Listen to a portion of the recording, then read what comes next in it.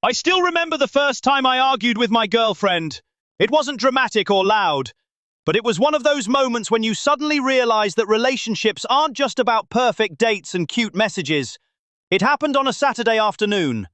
We had planned to meet in the city centre to grab coffee and walk around. I arrived a few minutes early, feeling pretty good, and sent her a message. "I'm here." No response. 10 minutes passed, then 15. Finally, she showed up, out of breath, a little annoyed, and definitely not in the mood for small talk. I said, "Hey, what happened? You're super late!" She sighed and said, "I know, but you didn't tell me you were leaving early. I thought we were meeting later." I frowned.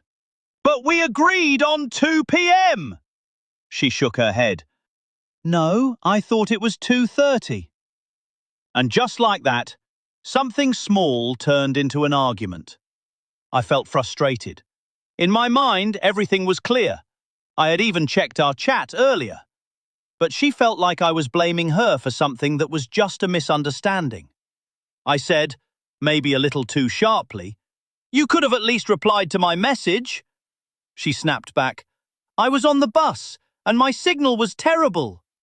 You don't have to get upset about everything. For a moment, we just stood there, both annoyed, both thinking the other person was overreacting. But then something shifted. She looked at me and said quietly, "I don't want us to fight about this." And honestly, I didn't either.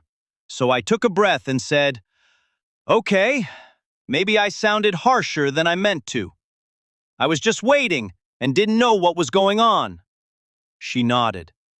"Yeah, and I could have told you I'd be late." We walked into the cafe, and suddenly the tension melted away. By the time we got our drinks, we were laughing again, mostly at how silly the whole thing had been.